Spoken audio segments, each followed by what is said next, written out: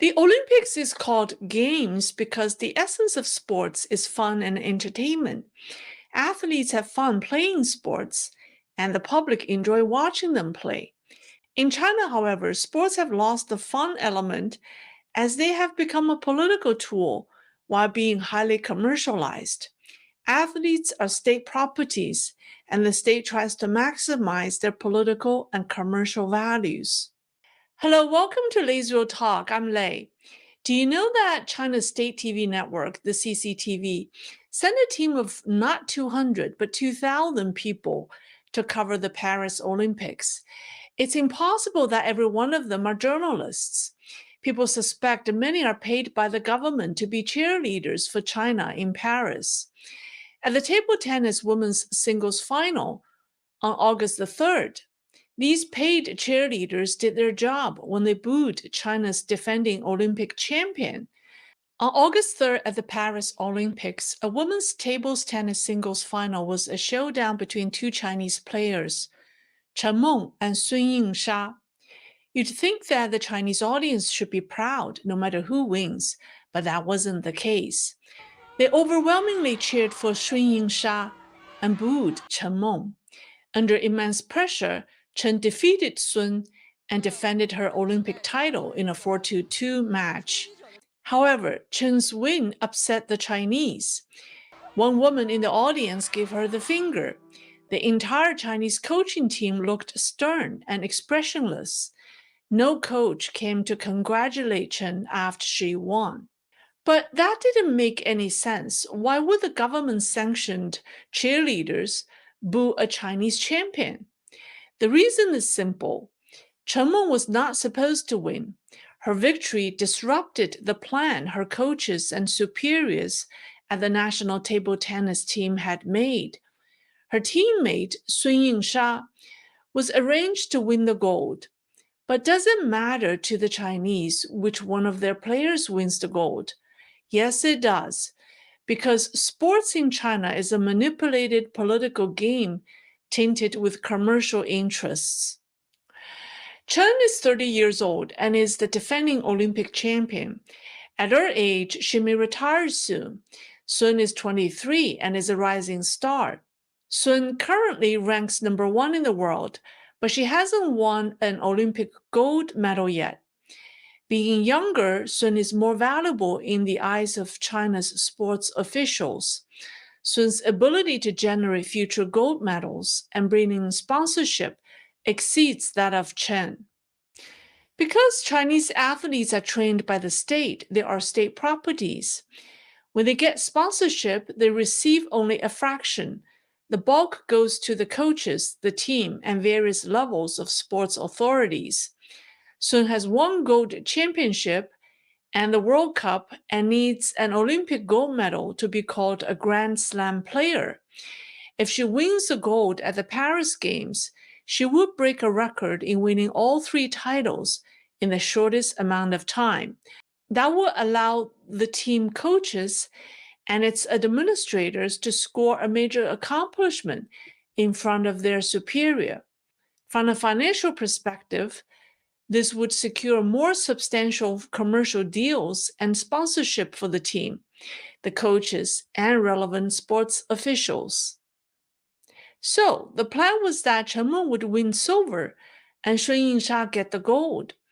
The team's sponsor, a dairy company, Yili, had already produced an ad campaign featuring Sun as an Olympic gold medalist.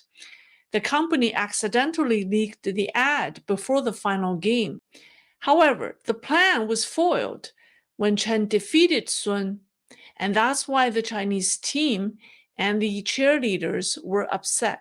For the first 10 days of the Paris Games, the total number of gold medals the Chinese delegation won exceeded that of the United States. Even though the Americans' total medal count far exceeded that of the Chinese, the United States ranked second after China because it has fewer gold medals. Chinese state media seized the opportunity to promote its first place in gold medal count, stirring narrow patriotism. Leading the Olympic gold medal count is important to the regime to prove that under the CCP's leadership, China has become a sports major powerhouse. This narrative legitimizes its rule and validates the belief that the communist ideology is superior and the Chinese regime is more successful than other governments. Well, the Chinese Communist Party knows that China cannot beat the United States in total medal count and therefore focused on winning the most gold medals. The CCP's gold medal strategy avoids competition with major sports powers in most events. It focuses on a few individual sports that generate a good number of medals at the Olympics: diving, shooting, swimming, and gymnastics. Except for table tennis and badminton, the sports in which China has won most gold medals are not at all popular in the country. The sports in which the Chinese have accumulatively won the most gold medals at the Olympics are diving, weightlifting, table tennis, gymnastics, shooting, badminton, swimming, track and field, judo, and taekwondo. China's most successful sport at the Olympics, which is diving, is not at all accessible to the Chinese public due to limited swimming facilities in the country. Diving facilities for the general public are even rarer. Shooting is a forbidden sport for the Chinese because they don't have access to guns at all. Weightlifting, swimming, and gymnastics are not popular because they require proper training equipment and facilities, which most Chinese don't have access to. China has, however, earned the most gold medals in these sports, not because they're popular in China, but because they are part of China's Olympic gold medal strategy, which aims at achieving the CCP's geopolitical ambition. China's most popular sports are soccer, basketball, and volleyball, which attract many young people and have a large fan base. China has 1 billion people, which should produce many great athletes in these three sports. Unfortunately, none of the 6 national men and women teams in soccer, basketball, and volleyball made it to the final 8 at the Paris Olympics. The Chinese men's national soccer, basketball, and volleyball teams didn't qualify for the Paris Games. Women's soccer didn't qualify either. The Chinese women's national volleyball team, once dominated the sport with 3 Olympic gold medals, didn't enter the final 8 at the Tokyo and Paris Games. The women's national basketball team didn't make it to the final 8 either in Paris. If you review the historical performances of China's national soccer, basketball, and volleyball teams, you'll be surprised to see that they actually performed better in the 1980s and 1990s, before the economic reforms.